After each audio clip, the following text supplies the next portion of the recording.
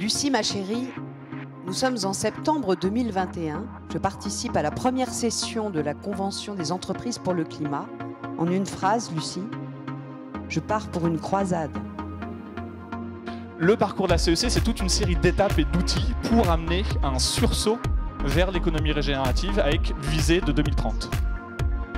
Je suis tombée de ma chaise quand j'ai vu que simplement 3% des revenus des fondations, en tout cas des dons, allaient, alors non pas au climat, mais globalement aux causes environnementales. Il y a vraiment quelque chose qui ne marche pas. Ce qui a fait le déclic, ce qui a commencé à créer les conditions de la transformation responsable, c'est la mesure. On observe un mouvement puissant de positionnement des acteurs économiques sur une stratégie net zéro, mais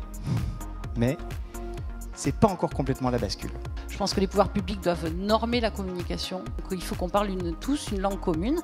Vous devez aussi, je pense, faciliter la coopération entre les acteurs. Rendre l'intelligence collective possible dans un cadre qui est véritablement toute la longueur de la chaîne de valeur, dans une optique régénérative. Moi, je parle de synchronisation des acteurs économiques.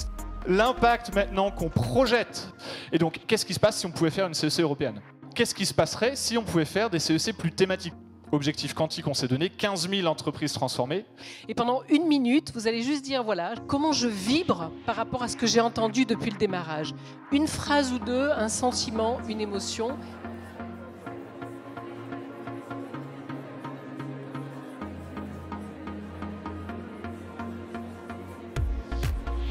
La mission que nous, on s'est donnée en tant que société de gestion, c'est de continuer à explorer des nouvelles voies d'investissement. La CEC amène quelque chose d'essentiel que nous, on n'a pas craqué, je trouve, c'est la question de la bascule personnelle. Même au niveau des entrepreneurs engagés, la bascule, elle continue en permanence à devoir avoir lieu. Tant qu'on n'aura pas fait basculer les financiers pour sortir d'un schéma rentabilité et rentabilité à court terme, on n'y arrivera pas. On met l'impact devant et la rentabilité derrière.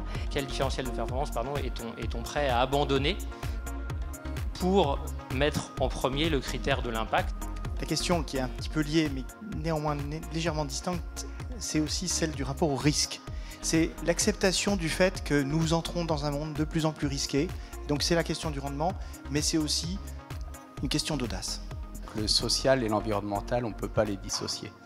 En tout cas, nous, nos investisseurs, ils ne veulent pas des trucs gnangnan, quoi.